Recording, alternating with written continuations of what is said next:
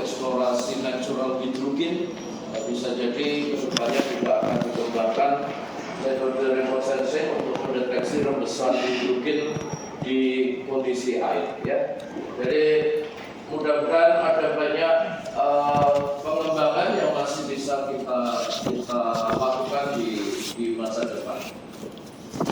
Berkaitan dengan remote sensing, untuk eksplorasi kita perlu kenal istilah spektral geology atau geologi spektral, yang di sini juga tentu masuk dalam kategori remote sensing yang paling banyak kita kenal kan dari satelit, tetapi karena konteksnya untuk eksplorasi ini kalau sampai misalnya spektral geologi itu tuh belum diperkenalkan di mata kuliah geologi penginderaan jauh, maka untuk remote sensing ini atau untuk aplikasi remote sensing untuk eksplorasi, kita mengenal ada istilah spektral geologi atau geologi spektral.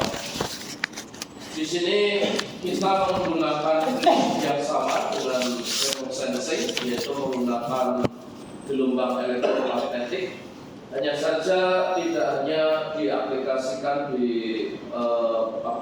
warna yang berjarak cukup jauh dari permukaan bumi, misalnya dengan citra satelit. Kemudian sekarang ada platform misalnya drone, itu menurut saya masih masuk kategori remote sensing, citra penginderaan jauh, termasuk yang drone. Mungkin ada yang menyanggah itu nggak apa-apa, drone mungkin karena sangat dekat dengan permukaan bumi mungkin ada istilah lain, tapi di sini kita masih masukkan dalam remote sensing. Tetapi ada data spektral yang kita ukur di lapangan, jadi kita dalam satu singkapan kita ukur di lapangan, dan juga sampel-sampel batuan kita bisa ukur dengan alat-alat seperti ASD, micro FDR, high-loader untuk pemboran dan lain-lain.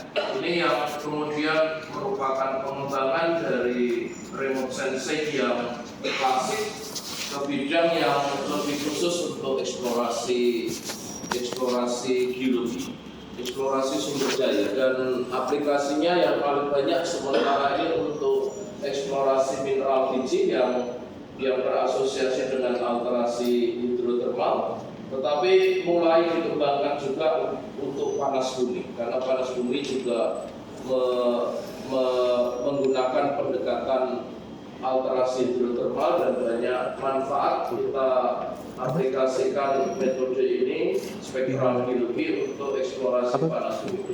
Misalnya saya mendetek Bu Kartika Palupi, ya, Bu Kartika Palupi barusan selesai S3 di University of Twente, dan di Belanda, University of Twente banyak bekerja dengan remote sensing. Maka Bu Kartika Palupi yang saya pahami, beliau menggunakan ini spektral data ASD untuk mengukur spektral dari batuan teralterasi panas bumi, dan itu dipakai untuk menginterpretasikan sistem panas bumi. Sedangkan dokter baru kita yang lain, Pak Yan Restu, itu menggunakan remote sensing, setahu saya sepertinya menggunakan drone, dan mencoba mendeteksi dari remote sensing ke arah alterasi berkaitan dengan panas bumi, lebih ke arah teksturnya. Jadi batuan yang mengalami alterasi lempung itu cenderung lebih lunak dibandingkan batuan lain yang tidak teralterasi atau mengalami alterasi tipe lain. Sehingga dari tekstur permukaan batuan coba dideteksi dengan citra-citra yang diakuisisi sendiri menggunakan lidar misalnya, dan itu dipakai untuk identifikasi. Nanti coba saya berikan contoh dari satu penelitian mahasiswa S2 yang beberapa waktu yang lalu saya ikut menguji. Saya coba tunjukkan ada yang namanya tekstur permukaan dari citra tertentu yang bisa kita pakai untuk mendeteksi alterasi hidrotermal berkaitan dengan suatu sumber daya biologi, khususnya panas bumi. Ini adalah gelombang elektromagnetik biasanya yang kita pakai dalam eksplorasi sumber daya biologi dari ultraviolet, kemudian visible, kemudian infrared, dan sampai radar, microwave. Tetapi yang paling umum sekitar ini, visible sampai thermal infrared, sekitar sini. Tetapi juga sebetulnya ada yang lain seperti gamma ray, ini lebih cenderung diklaim oleh teman-teman geofisika. Nanti mudah-mudahan pada waktu kita mendiskusikan metode eksplorasi geofisika, kita akan bersinggungan dengan gamma ray. Gamma ray juga bisa diukur dari misalnya pesawat, dan itu akan menghasilkan anomali-anomali radioaktif. Gamma ray itu antara lain thorium, potasium, dan uranium, dan itu juga dipakai untuk eksplorasi. Jadi sebenarnya ada cukup banyak, dan untuk remote sensing kita diskusikan yang bagian ini. Untuk yang gamma ray kita akan coba diskusikan di beberapa pertemuan ke depan berkaitan dengan teknik eksplorasi geofisika. Kemudian yang paling penting kalian ketahui, makin ke bawah ini panjang gelombangnya makin pendek, frekuensinya makin tinggi, dan energinya makin tinggi, ya, energinya makin tinggi. Ini akan berbeda sekali dengan yang ke atas. Ini panjang gelombangnya makin panjang, tetapi energinya makin kecil. Dan ini contohnya perbedaan dari setiap panjang gelombang yang dipilih. Ini contohnya microwave, ini karena panjang gelombangnya lebar, dia bisa menembus awan misalnya. Sedangkan yang banyak kita pakai misalnya Landsat itu seringkali tidak kalau ada tutupan awan itu tidak bisa menembus, sehingga kita mau nggak mau harus menerima realitas di banyak tempat di Indonesia itu banyak tutupan awan pada jam-jam seperti ini. Karena akuisisi data remote sensing biasanya dilakukan sekitar jam 10 seperti ini di setiap lokasi, ya, sehingga di Indonesia misalnya kita punya banyak kendala antara lain dengan tutupan awan. Jadi pemilihan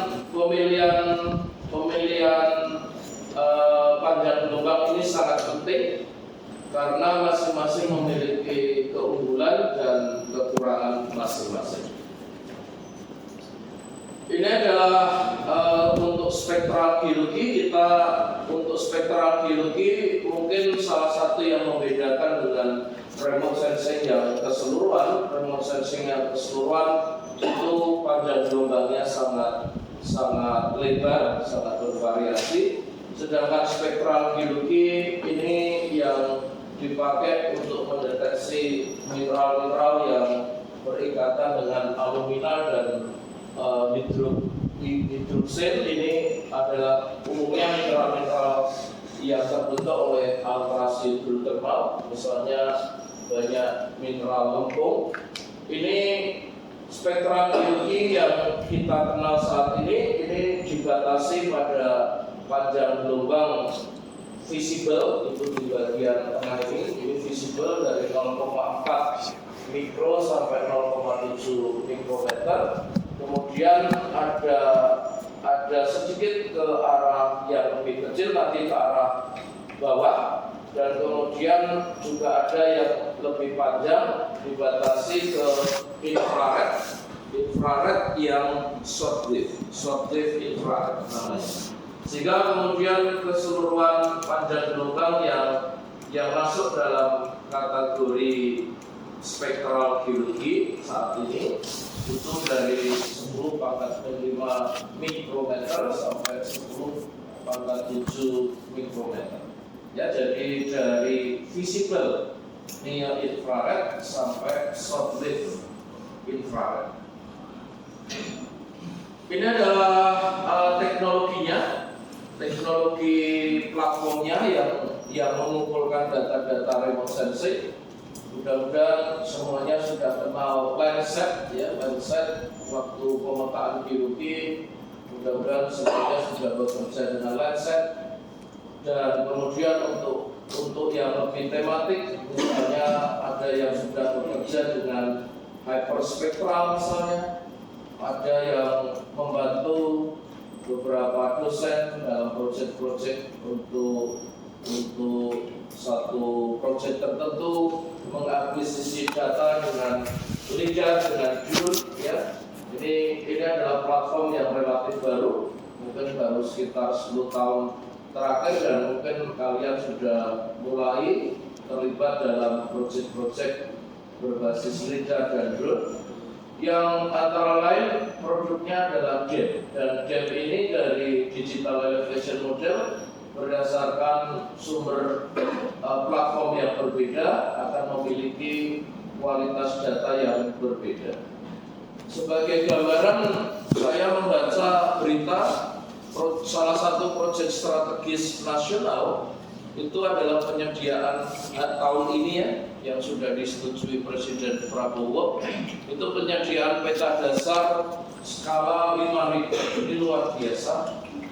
Penyediaan peta dasar skala 5.000 itu berarti nanti peta konturnya berapa, ya? 1 meter kan? 2,5 meter. 1:5.000. Yang melakukan survei-survei seperti ini adalah Badan Informasi Geospasial, BIG, ya. Dan ini untuk menghasilkan peta dasar 5.000 kan kebayang itu berarti mungkin seluruh Indonesia akan disurvei lidar atau drone, dan ini kedepannya kalau data-data ini bisa kita akses itu merupakan data dasar yang luar biasa, ya. Karena kan dari tugas proyek strategis nasional tentunya untuk peta dasar 1:5.000, Badan Informasi Geospasial tentunya harus membuat survei topografi yang nanti hasilnya antara lain GEM yang bisa mendukung pembuatan peta dasar 1:5.000. Ini kan tentunya data-data dasarnya dibiayai oleh pemerintah. Mudah-mudahan kedepannya kalian bisa punya akses pada data-data GEM yang akurat, yang super akurat untuk pemetaan 5.000, dan itu tentunya akan meningkatkan kedetilan dari berbagai analisis yang bisa dilakukan. Oke, ya, ini yang remote sensing yang umum. Remote sensing yang umum yang kalian sudah dapatkan misalnya dari mata kuliah geologi pengiraan jauh, dan mungkin ada di antara kalian mengambil mata kuliah elektif pengolahan citra digital. Kemudian ini adalah yang untuk peralatan yang kita bawa ke lapangan atau di lab. Kita misalnya punya XRD, tapi sayangnya kelihatannya tidak begitu akurat hari ini. Saya dengar ada problem, tapi kalian masih bisa melakukan XRD di ERIC, ya, gedung ERIC ada peralatan XRD. XRD ini menggunakan panjang gelombang X-ray, tadi ada sebetulnya tidak sempat kita cek berapa panjang gelombangnya, tapi ini contoh yang lain. Kita menggunakan gelombang elektromagnetik X-ray untuk kita kenakan pada bubuk batuan, dan kemudian dari spektralnya kita coba kenali mineral-mineral penyusun batuan. Dan kemudian ini yang banyak dipakai untuk eksplorasi pertama mineral, dan sekarang juga mulai diaplikasikan untuk eksplorasi panas bumi. Alat-alat ini dipakai untuk mengukur tadi spectral device itu pada visible near infrared sampai shortwave infrared untuk bisa mengenali mineral-mineral khususnya yang berasosiasi dengan alterasi hidrotermal. Dan dari peralatan lapangan ini sekarang sudah dikembangkan untuk pemboran yang sistematik, ya, pemboran yang sistematik. Ini contohnya software dan perangkat untuk bisa men-scan core atau batuan hasil pemboran. Tentunya kalau kita juga masukkan di sini scanning atau logging untuk eksplorasi minyak, tentunya akan tetap, dan nanti akan mudah-mudahan akan ditambahkan oleh Pak Sarju untuk logging untuk hidrokarbon atau untuk eksplorasi minyak dan gas bumi, ya. Ini kita diskusikan yang lebih relatif, lebih sederhana, yang harapannya bisa menjadi motivasi atau topik yang bisa kalian eksplorasi lebih jauh untuk kepentingan kelas capstone pemodelan ataupun untuk rencana skripsi kalian. Ya, jadi remote sensing yang kita diskusikan ini yang relatif bisa kita akses dan bisa kalian kembangkan untuk topik-topik yang menarik perhatian kalian. Ini adalah platform remote sensing yang sekarang bisa dikatakan klasik. Berbagai satelit itu mengorbit bumi kita dan mengumpulkan berbagai data yang berbeda-beda untuk kepentingan eksplorasi sumber daya geologi. Umumnya kita tertarik dengan Landsat, dan Landsat sekarang paling tidak sudah jadi Landsat 8 yang saya ikuti dari skripsi kakak angkatan kalian itu umumnya sudah bekerja dengan Landsat 8, dan ini selalu diperbarui. Setiap beberapa tahun sekali ada misi baru. Kemudian Terra ini yang membawa Aster. Aster itu cukup menarik karena Aster bisa dikatakan platform satelit yang sejak awal itu didesain untuk eksplorasi sumber daya. Walaupun demikian, kemudian ada gangguan terhadap channel shortwave infrared yang membuat saat ini kalau kalian mengumpulkan citra Aster dari platform Terra hari ini tidak dianggap reliable datanya karena ada kebocoran dari channel shortwave infrared.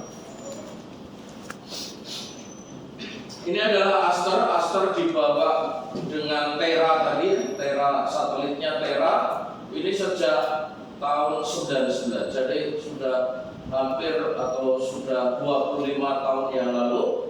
Yang menarik adalah ini bisa dikatakan pada waktu itu yang pertama kali data SWIR-nya itu lengkap, dan shortwave infrared ini penting untuk deteksi alterasi hidrotermal, ya.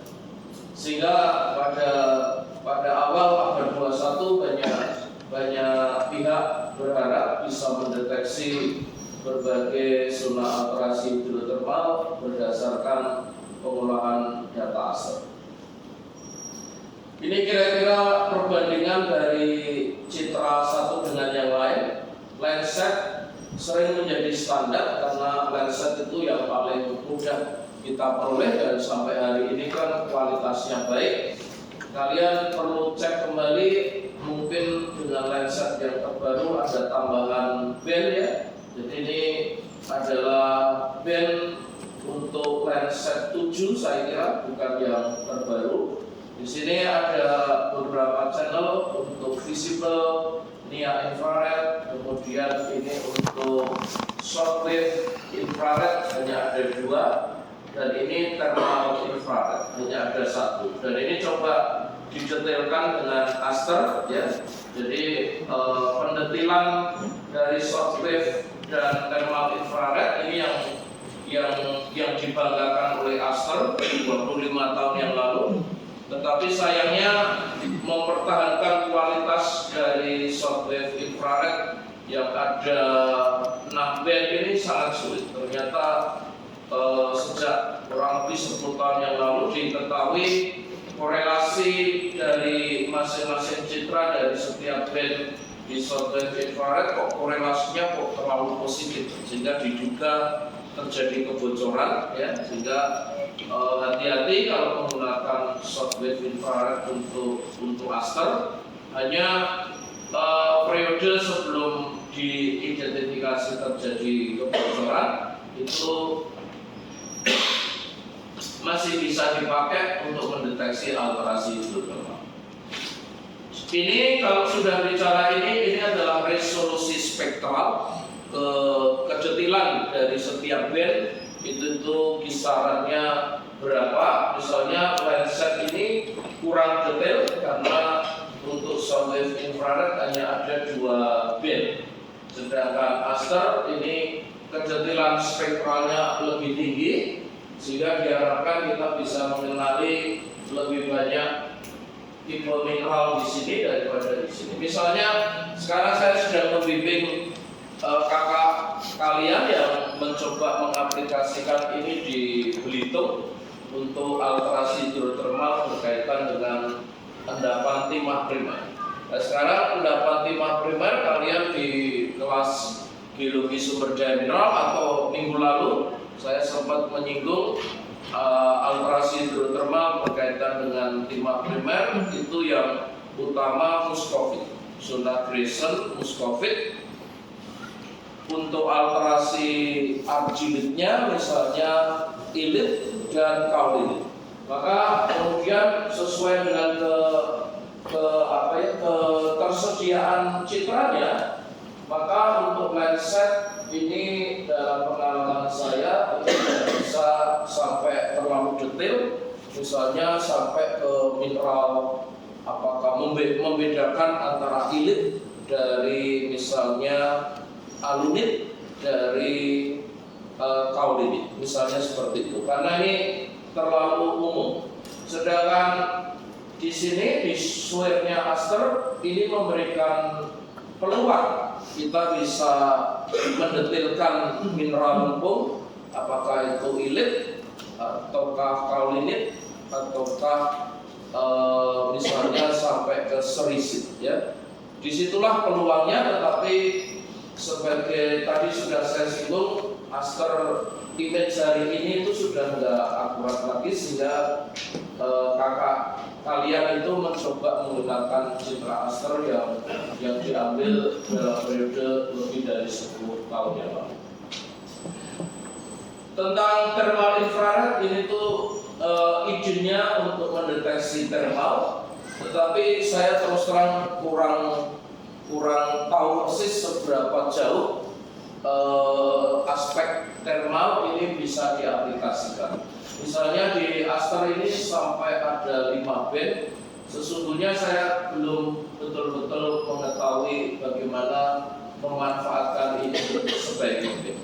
Paling tidak indikasi thermal ini bisa kita pakai untuk eksplorasi misalnya panas bumi, titik-titik yang terindikasi ada kenaikan temperatur harusnya terindikasikan berupa anomali di gelombang thermal infrared.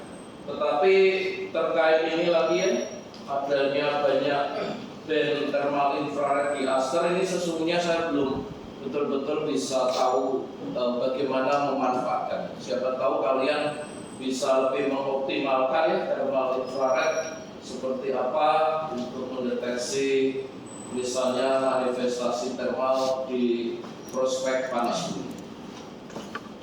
Ini adalah tahapan-tahapan pengolahan data digital remote sensing. Pertama, tujuan proyek kalian apa, itu disesuaikan dengan datanya dari tujuan suatu proyek kalian. Kemudian data apa yang paling sesuai dan juga disesuaikan dengan budget, juga disesuaikan dengan ketersediaan data dan lain-lain. Kemudian kalian perlu mengetahui kualitas data. Salah satu tadi sudah saya singgung, data Aster hari ini tidak layak untuk mendeteksi alterasi hidrotermal menggunakan band sweep karena terindikasi kuat bahwa band di gelombang elektromagnetik shortwave infrared ini sudah tidak reliable lagi ya. Jadi pertama kalian mengakses kualitasnya termasuk tutupan awan. Kalau daerah yang kalian ingin olah itu tutupan awannya terlalu banyak, maka ini tentunya harus dicari data yang lebih baik.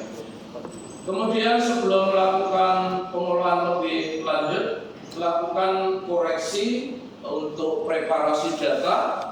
Contohnya yang paling umum adalah menghilangkan efek atmosfer. Misalnya hari ini mendung, maka kualitas citra itu akan buruk. Karena kan dalam perjalanan gelombang elektromagnetik dari matahari ke permukaan bumi dipantulkan ke satelit, kan banyak mengalami gangguan atmosfer. Dan ini harus dilakukan koreksi dulu. Perhatikan beberapa penyedia data itu sekarang sudah melakukan koreksi ya, sehingga ini lebih mempermudah kalian kalau sulit melakukan koreksi atmosfer. Itu hari ini banyak data itu sudah disebutkan sudah melalui tahapan koreksi atmosfer. Jadi kalian perlu perhatikan level data yang kalian download itu level yang raw material atau yang sudah mengalami koreksi atmosfer.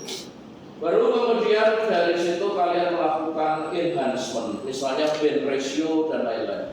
Dengan demikian yang saya maksudkan ini kalian bekerja dengan data digital. Setahu saya ini bukan topiknya geologi penginderaan jauh, ini topiknya pengolahan citra digital.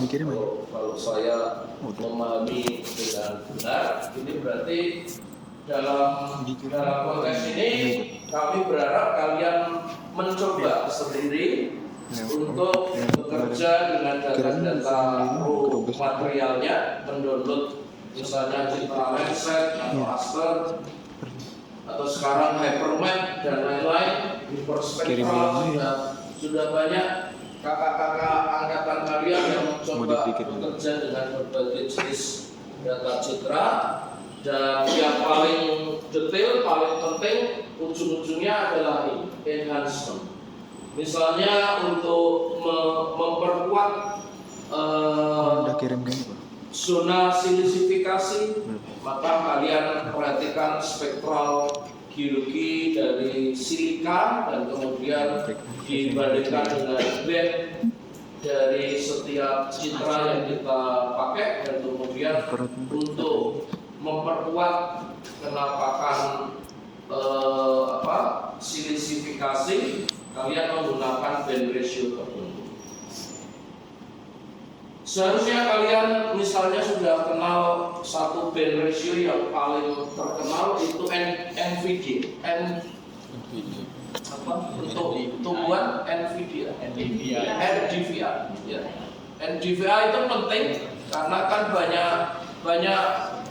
banyak wilayah Indonesia itu tertutup hutan tropis, sehingga sebelum kalian enhance untuk silika, untuk kaolinit dan lain-lain, pastikan daerah itu tidak tertutup vegetasi, sehingga dilakukan dulu enhancement untuk klasifikasi tutupan pohon atau tutupan tumbuhan, dan hanya daerah yang kalian yakini tidak tertutup tumbuhan itu yang boleh dilakukan enhancement untuk objek-objek targeting eksplorasi yang kita maksudkan.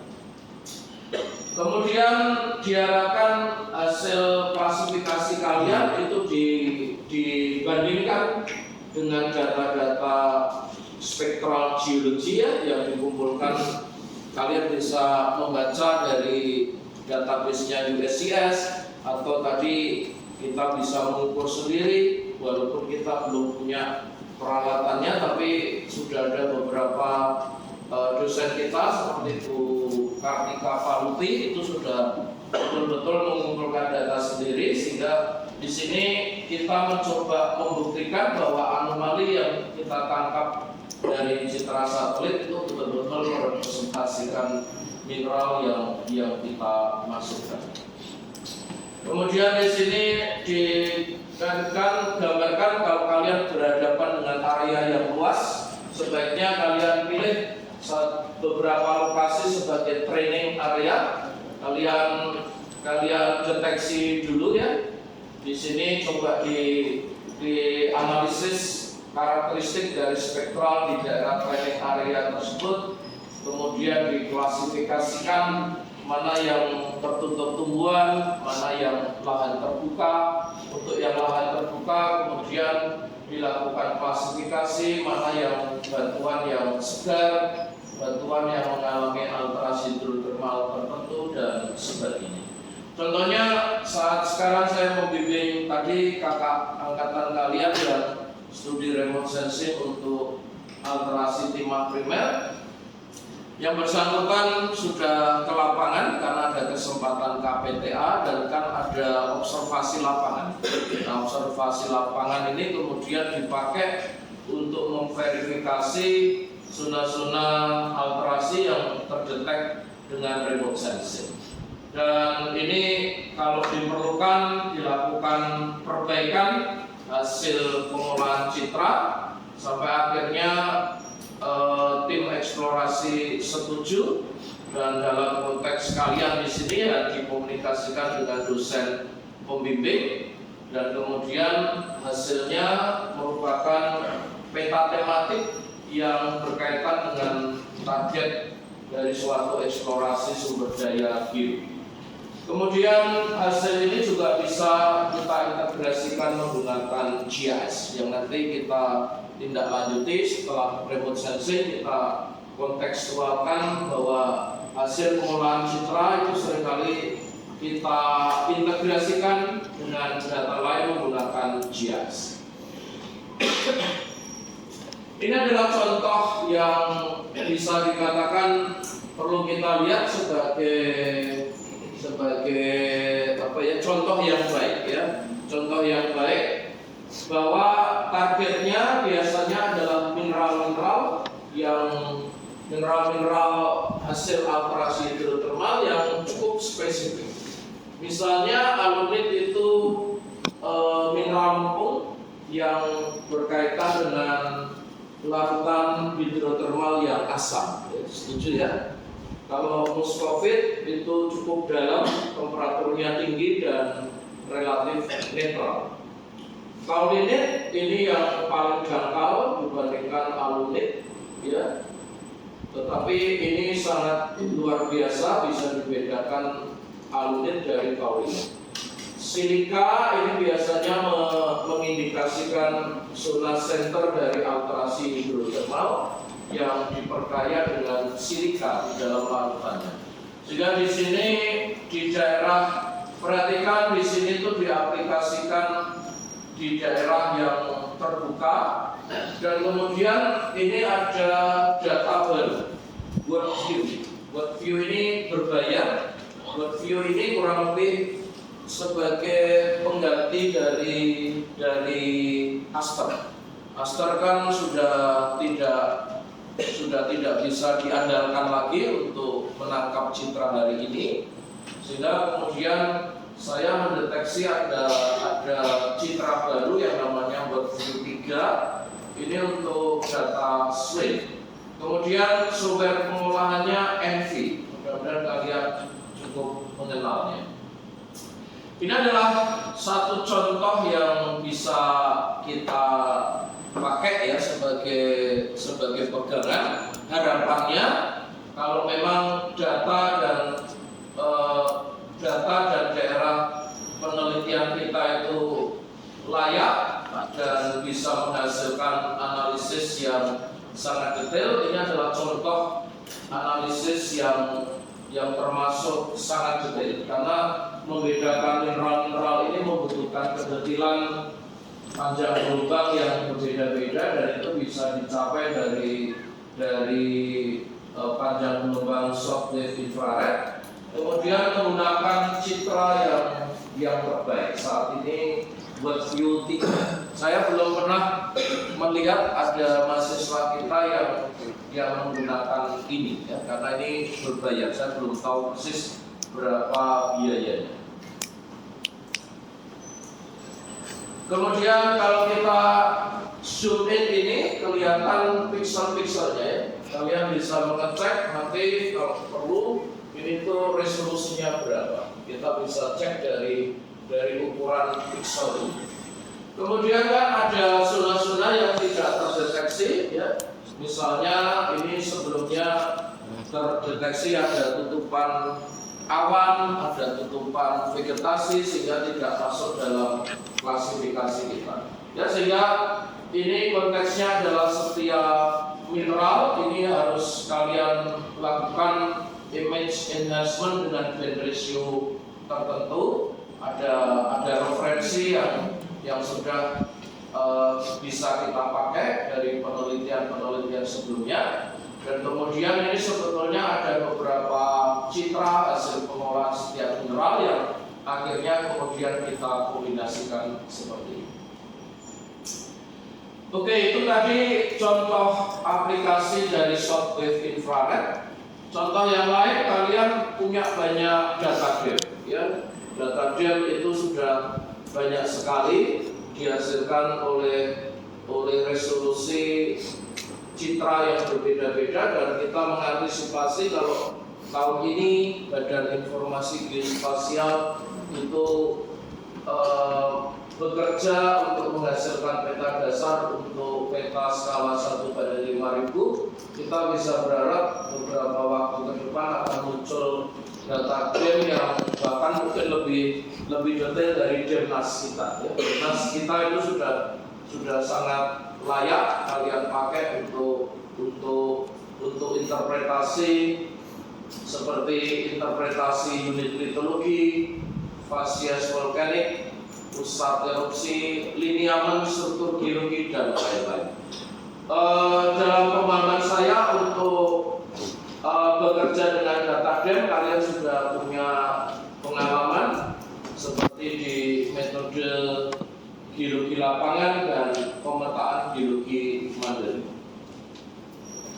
Ini adalah contoh beberapa data DEM dengan resolusi yang berbeda-beda. Kita fokus saja untuk nasional DEMNAS, itu resolusinya 8 meter, betul ya? 8 meter, sehingga ini sudah sangat baik untuk sebagian besar penelitian kalian. Tetapi kalau kalian nanti terlibat dalam suatu proyek tertentu yang melibatkan akuisisi data LIDAR, ini punya resolusi yang jauh lebih detail, sehingga ini bisa menghasilkan tingkat analisis yang lebih detail daripada DEMNAS.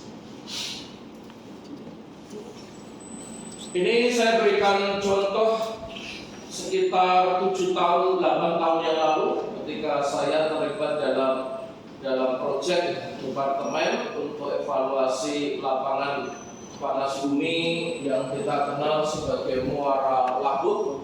Hari ini dikelola oleh Supreme Energi ya, dan banyak perusahaan Indonesia terlibat dalam proyek ini karena kan berkaitan dengan energi baru terbarukan.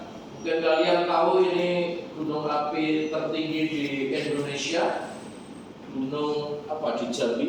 Kerinci ya. Ini adalah gunung api Kerinci, dan ini adalah, nah ini menariknya lapangan panas bumi itu kan harusnya berasosiasi dengan gunung api kuarter, tetapi tidak semuanya ada di dalam database gunung api Indonesia. Di Pulau Sumatera itu sepertinya ada banyak bentukan-bentukan gunung api seperti ini yang tidak masuk dalam database gunung api Indonesia. Hanya ada Gunung Kerinci. Di sini saya lupa ini apakah ada di dalam katalog gunung api di Indonesia. Jadi misalnya untuk kepentingan eksplorasi panas bumi, kalian harus memahami bahwa masih ada banyak gunung api di Indonesia yang tidak sepenuhnya itu masuk dalam katalog gunung api A, B, C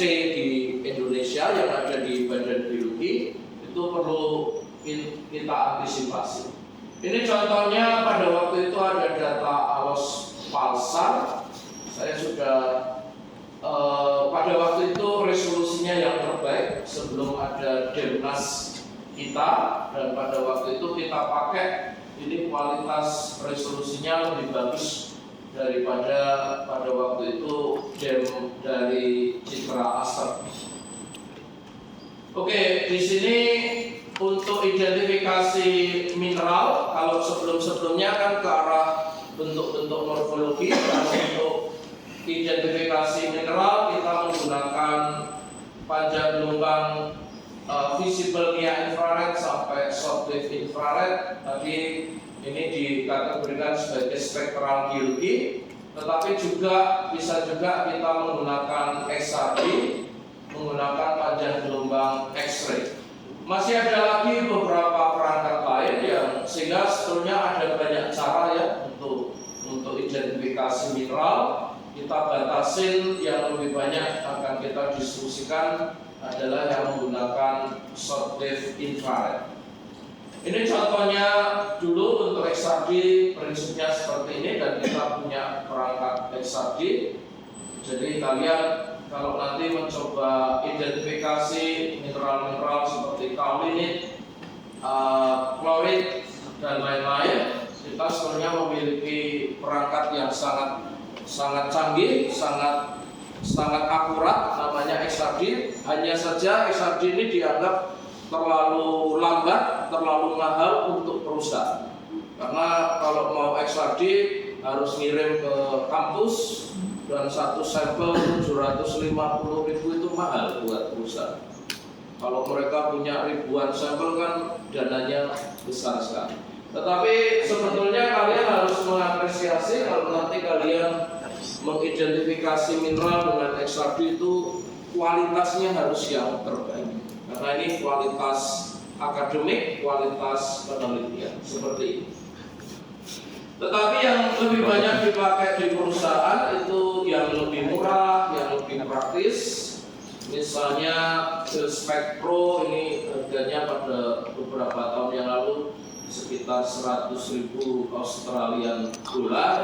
Ini sekitar 40.000. Ini jauh lebih murah daripada XRD. Tetapi di sisi lain kenyataannya kita belum punya ya. Jadi peralatan-peralatan ini kita belum punya. Siapa tahu nanti hari Jumat ini akan ada tim dari Jerman itu datang ke Fakultas Teknik untuk mendiskusikan kolaborasi riset. Ini antara lain yang akan coba kita diskusikan. Kalau kalian melihat peralatan yang ada di lab bawah, itu misalnya kalian ketemu XRF itu untuk komposisi kimia ya, bukan mineral. Yang di sini adalah komposisi mineral. Siapa tahu nanti kita coba diskusikan mereka punya perangkat seperti ini. Sehingga kalau ada perangkat-perangkat ini pastikan kalian tertarik untuk memanfaatkannya, karena kolaborasi seperti ini itu butuh pengakuan bahwa kita menggunakan peralatan-peralatan ini. Ini adalah contohnya salah satu peralatan yang betul-betul sudah dipakai oleh perusahaan. Dulu 10 tahun yang lalu masih ada yang namanya Associate Mining. Sekarang proyek-proyeknya diakuisisi oleh J Resources. Dan ini pada panjang gelombang visible near infrared, mineral-mineral ini yang bisa teridentifikasi. Sedangkan pada short wave infrared, kelompok-kelompok mineral ini yang bisa diidentifikasi. Ini kira-kira cara akuisisi datanya ya. Jadi ini sampel didekatin dengan peralatan ini dan kemudian dihasilkan spektral ini. Spektral ini ke atas itu persen, makin atas persentasenya makin tinggi sampai 100%. Ke bawah ini berarti sebagian besar panjang gelombang tertentu itu diabsorpsi, diserap oleh batuan ya, sehingga ini Ini mirip dengan prinsip remote sensing. Makin ke atas itu berarti makin banyak gelombang elektromagnetik pada panjang gelombang tertentu itu dipantulkan oleh sampel batuan. Dan setelah mendapatkan spektral ini, contohnya adalah perbedaan antara beberapa mineral lempung. Mineral lempung kan sangat penting untuk eksplorasi mineral biji, untuk eksplorasi panas bumi, dan bahkan bisa jadi untuk laterit ya. Laterit misalnya antara limonit dengan saprolit itu klaimnya bisa jadi berbeda. Ya, jadi kalian yang tertarik dengan studi laterit untuk boksit, nikel laterit juga bisa jadi memiliki kepentingan ini, karena mineral-mineral ini seperti kaolinit itu bisa terbentuk oleh proses pelapukan, tidak harus oleh proses alterasi hidrotermal. Juga haloisite misalnya itu juga bisa terbentuk oleh proses-proses pelapukan. Ini contoh saja ya, kita menggunakan bentuk-bentuk yang sangat detail dari setiap individu mineral, dan ini tempat di mana terjadi absorpsi maksimum.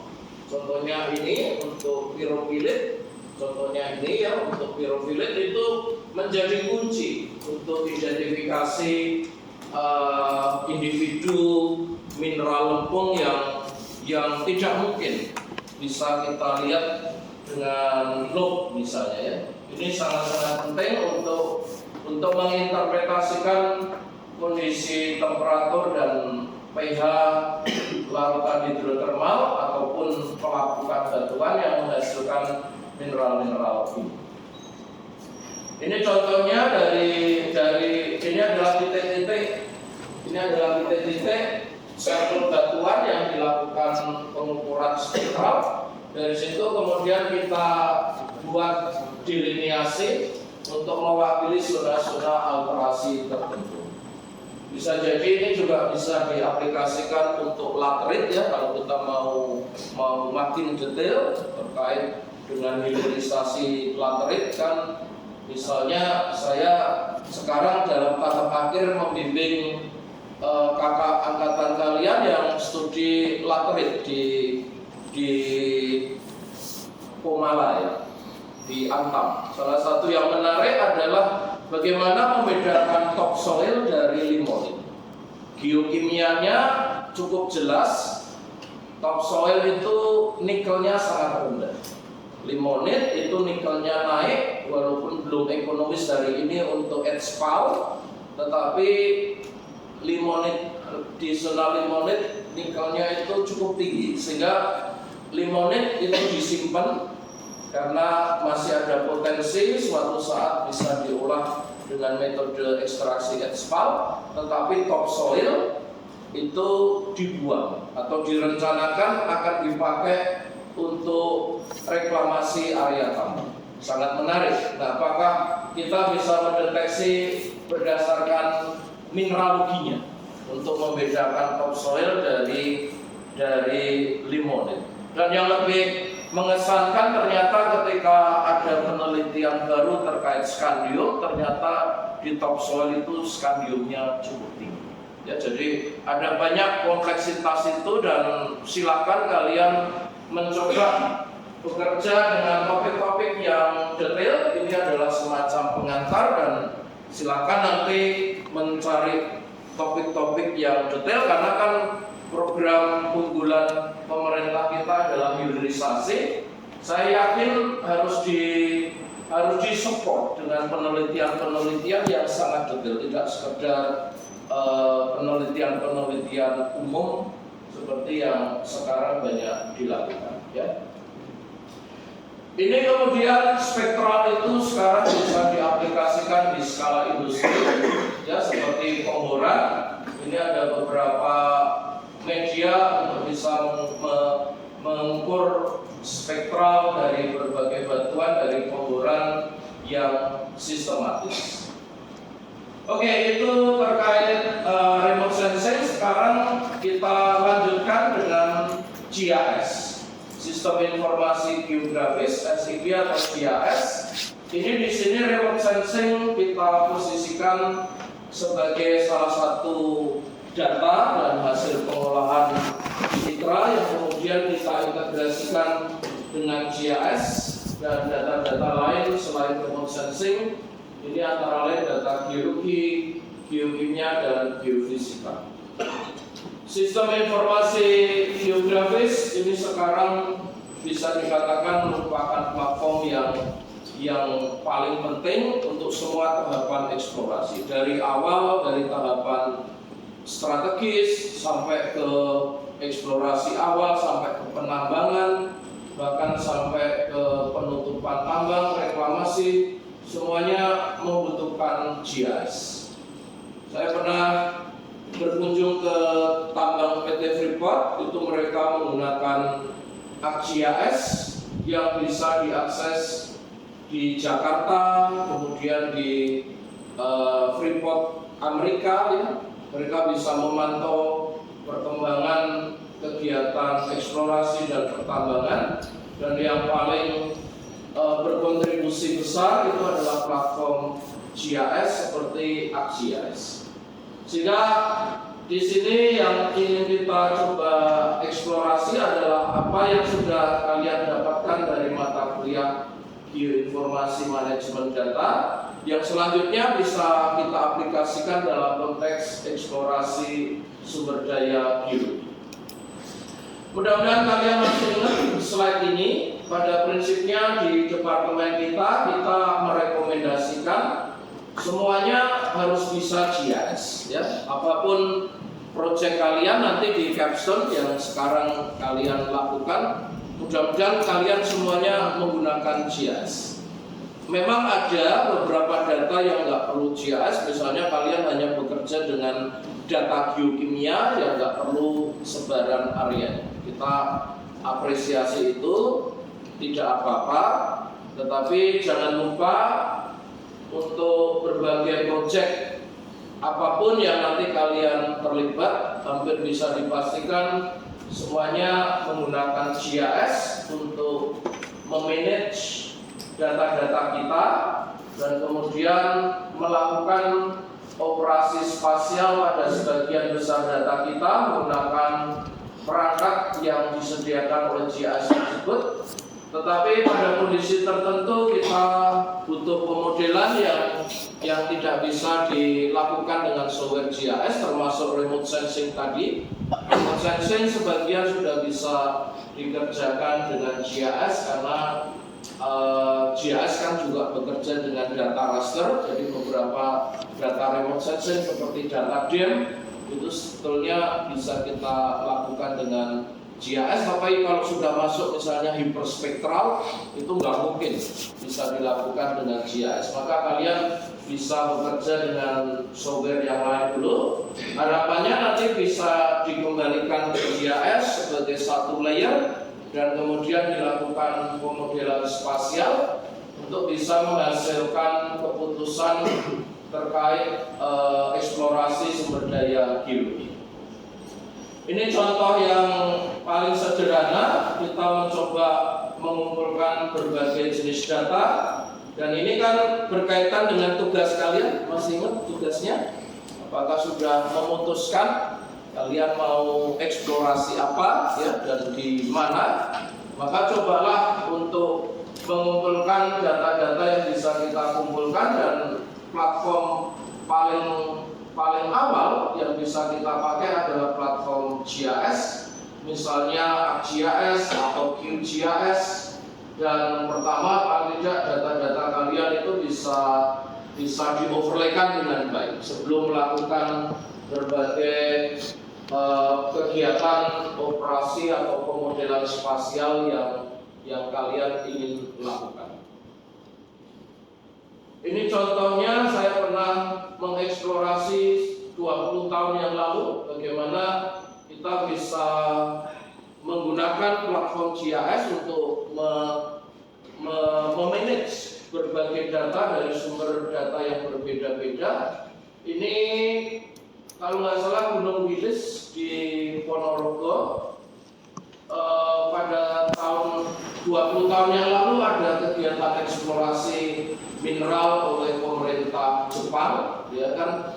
Jadi ada banyak data yang dikumpulkan dari berbagai institusi. Contohnya ini pada tahun 2003-2004 pada waktu itu JICA didanai oleh pemerintah Jepang melakukan kegiatan eksplorasi, dan data-datanya kan bisa kita kelola dan siapa tahu bisa kita manfaatkan, ya. Misalnya kalian nanti bisa mengecek apakah wilayah di selatan Gunung Wilis ini di Jawa Timur sudah ada iupnya belum, ya. Kan ada kesempatan ini sedang digodok regulasinya.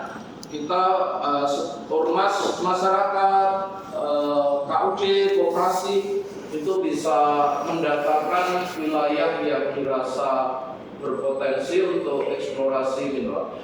Kalian kalau membaca berita itu bahkan sudah Menteri Koperasi sudah mendaftar, ada 20 koperasi yang sudah mendaftarkan izin usaha pertambangan. Aturannya belum, masih digodok Kementerian ESDM yang menterinya masih bingung, dokternya jadi atau enggak itu, ya kan? Dokternya dipertanyakan.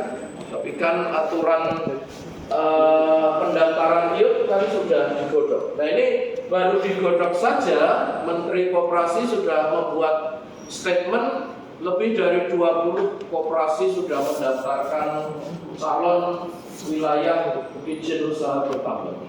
Dan hebatnya lagi, ada yang kepingin ngelola minyak.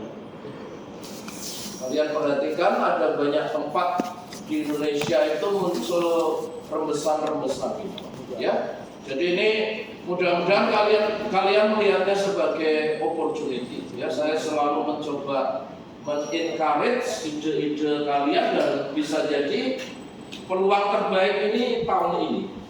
Di saat Indonesia gelap, kan pemerintah kesulitan pendanaan, justru bisa jadi muncul peluang. Kalau kalian punya inovasi, punya inisiasi, kemudian misalnya ini contohnya di sini ada data seperti ini, sudah ada 4 titik pemboran dari JICA tahun 2004-2005, dan ini ada data biokimia soil, ada data pemboran 4, ada sampel-sampelnya, dan ini urat-urat kuarsa, ya. Jadi pada prinsipnya kalian coba harus mengembangkan semangat untuk bisa mencari informasi-informasi yang penting, dan kemudian masing-masing mudah-mudahan muncul ide-ide baru untuk bisa memanfaatkan data-data spasial ini. Ide terbaik yang bisa kita terima kan Kementerian SDM menganggap kemanfaatan sumber daya ini belum merata. Ya, kita percaya aja yang baik, ya. Kelihatannya selalu ada teori konspirasi di belakangnya, seperti yang sekarang terjadi di Pertamina itu. Saya beli Pertamax itu ternyata supaya nggak ikut antri, tapi sebetulnya bisa jadi itu oplosan dari Pertamax juga. Nggak ada yang bisa dipastikan benar tidaknya di Indonesia. Tapi kan kita lihat yang baik-baik aja. Ini peluang kita bisa mendaftarkan wilayah izin usaha pertambangan baru itu, ide baiknya adalah kemanfaatan sumber daya geologi Indonesia itu belum dirasakan semua lapisan masyarakat. Itu mudah-mudahan merupakan peluang yang banyak dari kalian akan coba manfaatkan. Sehingga kemudian di sini dalam konteks GIS yang paling umum yang bisa kita carikan contohnya adalah pemodelan spasial. Pemodelan spasial yang kita mengumpulkan berbagai data yang bisa kita kumpulkan sendiri, ada yang kalian coba olah sendiri dari data Dell dan lain-lain. Contohnya kemudian kita bisa mengembangkan mengevaluasi potensi untuk mineral tertentu yang disebut sebagai mineral potential mapping. Dan di sini berkaitan dengan data-data yang ada di Indonesia hari ini sudah beberapa kali saya singgung. Kalian bisa mencoba mengeksplorasi data-data ini, dan walaupun tidak terlalu mudah untuk mendownload, tapi kan kalau daerah kajian kalian itu sangat spesifik, kan paling tidak kalian bisa print screen dan kemudian diberi lokasi, diberi apa namanya itu, kalau kita memberikan koordinat itu namanya asisten georeference. Georeference kan print screen, terus kita beri georeference, kita overlaykan, paling tidak kalian bisa ngecek itu sudah ada iup-nya belum, ya. Kalau belum ada, misalnya kan menjadi peluang buat kalian. Silakan ya, silakan kalian bereksplorasi ini, dan ini juga ada banyak pengembangannya. Kalian harus percaya, atau paling tidak kalian harus bisa mengoptimalkan kesempatan-kesempatan yang disediakan oleh pemerintah kita seperti itu. Oke, dalam konteks analisis spasial ada beberapa teori, data driven dan model driven atau knowledge driven. Knowledge driven ini kita punya teori, misalnya bahwa porphyry deposit itu sumbernya dari magma, sehingga pusat-pusat intrusi itu akan memiliki potensi mineralisasi tembaga lebih dekat, misalnya seperti itu. Itu knowledge driven. Tetapi kalau data driven, kita bekerja dengan statistik, ya, tidak melibatkan justifikasi subjektif kita, tetapi menggunakan betul-betul dari hasil pengolahan statistik data. Kedepannya kurang lebih kita akan lebih ke data driven. Ya, kalau kalian mulai melihat ada mata kuliah mesin learning, artificial intelligence, bahkan capstone semester lalu itu sudah ada yang berani mesin learning untuk potensi batu bara di Australia. Tolong koreksi kalau saya salah. Menurut saya mesin learning itu pengembangan paling jauh dari data driven. Data driven itu yang kita diskusikan di sini, contohnya AHP dan weight of evidence, kita masih melakukan kalkulasi sendiri. Tetapi kemudian sekarang inilah yang akan dilakukan oleh mesin atau mesin learning atau artificial intelligence. Saya perlu menyampaikan hati-hati di dalam pemilihan topik-topik seperti ini. Saya selalu menekankan kalian harus memiliki dasar-dasar teori yang baik. Jangan sekedar nanti kalau sudah tersedia mesin learning-nya tinggal memainkan mesin learning. Kalau seperti itu peranan kita apa? Dan saya harus sampaikan, saya belum pernah punya bukti langsung dari data driven modeling ini betul-betul sudah menemukan deposit sumber daya geologi. Beritahu saya, ini lebih mengarah menghasilkan paper-paper ilmiah daripada betul-betul menghasilkan discovery. Tolong beritahu saya kalau kalian menemukan satu kasus penemuan deposit tembaga, batu bara dan lain-lain yang prosesnya itu berasal dari pemodelan spasial, misalnya data driven. Sejauh ini tuh belum ada bukti konkret bahwa mesin learning itu berhasil menemukan deposit, ya. Sehingga kalian harus hati-hati kalau memilih topik pemodelan yang nanti itu kita tidak punya peranan apa-apa. Oke, ini adalah tahapan-tahapan pemodelan yang sudah pernah kita diskusikan sebelumnya di bagian akhir dari geoinformasi dan manajemen data. Beberapa case study, kita tutup dengan beberapa case study, mudah-mudahan cukup relevan mewakili semuanya. Air tanah sayangnya pengalaman saya itu yang aspeknya konsepnya pemodelan masih belum betul-betul ketemu, tetapi kan kita menggunakan remote sensing untuk pemetaan batas litologi, kemudian dari DEM kan kita interpretasikan misalnya cekungan air tanah yang menghasilkan mata air unggulan di Pasuruan misalnya. Jadi kan ini tentunya melibatkan remote sensing dan GIS untuk air tanah. Ini saya ketemu satu paper, entah ini paper yang reliable atau tidak di MJIP atau apa yang sebetulnya level akademiknya kurang begitu tinggi, tetapi kan ini untuk contoh pemodelan spasial untuk potensi air tanah ini paling tidak sudah ada ya. Jadi untuk kalian mencari topik untuk skripsi, untuk capstone, tapi capstone sudah terlanjur memilih ya. Ini kan bisa, ini kan data driven dengan metode frekuensi rasio. Data driven dengan frekuensi rasio. Kan ini berarti ada remote sensing, ada GIS, pemodelan spasial untuk mencari potensi-potensi air tanah. Daerah yang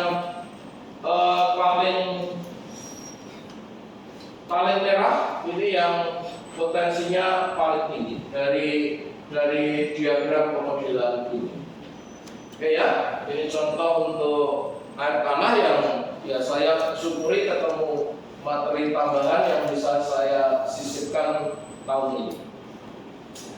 Tadi untuk geothermal ini sayangnya sangat mungkin saya nggak bisa sharing untuk data ini karena ini dulu bekerja untuk Muara Labuh PT Supreme, tetapi kita diskusikan data-datanya yang mengarah ke interpretasi.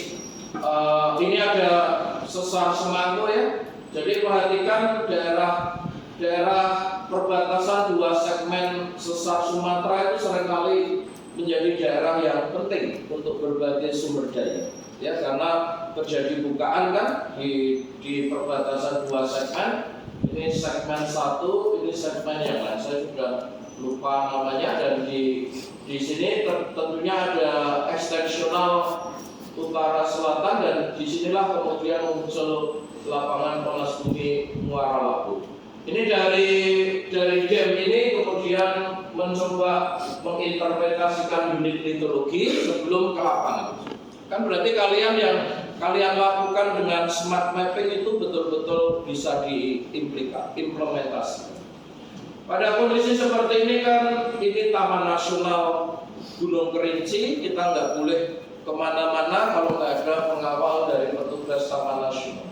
Untuk itu sebelum ke lapangan mengumpulkan data-data geologi kritis, kita harus mencoba membuat interpretasi unit litologi dulu, dan ini banyak berbasis pada data DEM.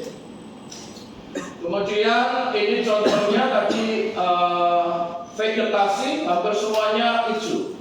Berarti kan sikapan-sikapan di Indonesia itu sangat minim. Itu kalian harus sadari, dan yang bisa kita interpretasi lebih jauh, contohnya hematit untuk merah dan taurinit untuk biru. Ini harus menjadi target yang kita wajib coba kita datangi ya. Jadi paling nggak kan kita nggak keluyuran kemana-mana, kita punya target.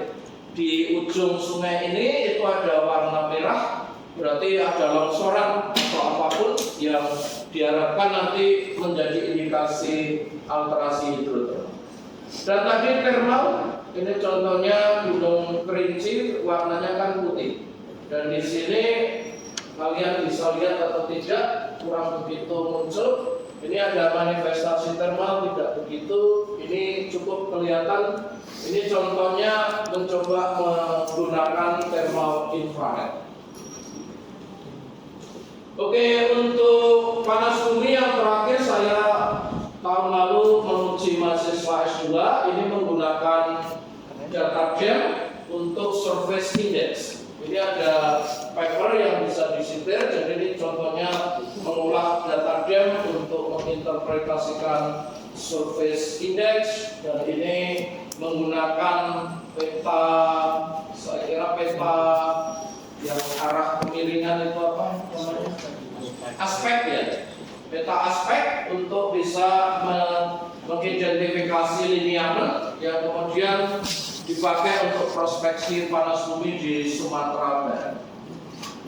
Kemudian ini contoh yang lain, regional potential mapping untuk geothermal untuk negara Iran. Ini sudah jadi karya disertasi S3 dari seorang peneliti dari Iran. Ya, jadi ini semacam mineral potential mapping tapi untuk potensi panas bumi di negara Iran. Dan ini contoh yang bisa saya dapat untuk minyak. Minyak itu nggak banyak, tetapi misalnya ini ada seepage muncul di permukaan, dan ini kan bisa memberikan indikasi. Ini adalah spektral dari berbagai tipe minyak, termasuk minyak goreng, berbeda dengan minyak mentah. Maka ini salah satu teknik yang bisa dipakai remote sensing untuk eksplorasi minyak bumi, dan bisa jadi kedepannya untuk natural hydrogen. Ini untuk mineral, saya pernah membimbing untuk mineral potential mapping seluruh negara Laos 10 tahun yang lalu, dan Laos ini sangat penting ya buat kita. Mudah-mudahan kedepannya kita bisa eksplorasi di Laos. Ada 2 alumni kita yang sekarang bekerja di satu perusahaan namanya Sekon di sini, dan itu bimbingan saya dulu. Jadi sangat membanggakan kalau kita melihat alumni kita itu berkarya di banyak tempat. Dan ini berkaitan dengan mesin learning. Ini kalian mungkin bisa mendownload ini. Ini tuh sudah mengarah ke mesin learning menggunakan data-data, berbagai data-data geologi dan eksplorasi di Australia. Pernah tim mahasiswa kita itu berkompetisi dan meraih penghargaan yang terbaik. Dan ini yang saya pahami sudah menjadi mesin learning, berkolaborasi dengan teman-teman di teknik informatika. Dan yang saya kenal bimbingan saya ini Mas Aldo, dari prestasi seperti ini sekarang dia sudah mengelola data-data eksplorasi di Merdeka Kapal. Ini perusahaan eksplorasi salah satu yang terbesar di Indonesia. Jadi kalian bisa melihat sebetulnya apa yang coba kita sampaikan di sini itu kontekstual, dan silakan kalian mencoba bereksplorasi. Ada banyak peluang untuk bisa mengikuti jejak-jejak para senior kita yang bisa kita banggakan ini. Oke, ini sudah waktunya. Sayangnya saya harus mendiskusikan secara cepat ya, karena waktu diskusi kita dibatasi. Mudah-mudahan sebagian besar yang coba saya sampaikan terkait materi remote sensing dan GIS, kontribusinya untuk eksplorasi mineral cukup bisa ditangkap. Oke, saya kira kita tutup di sini, dan kalau ada minggu depan masih ketemu saya. Minggu depan kita diskusikan topik metode geologi ya, eksplorasi metode geologi.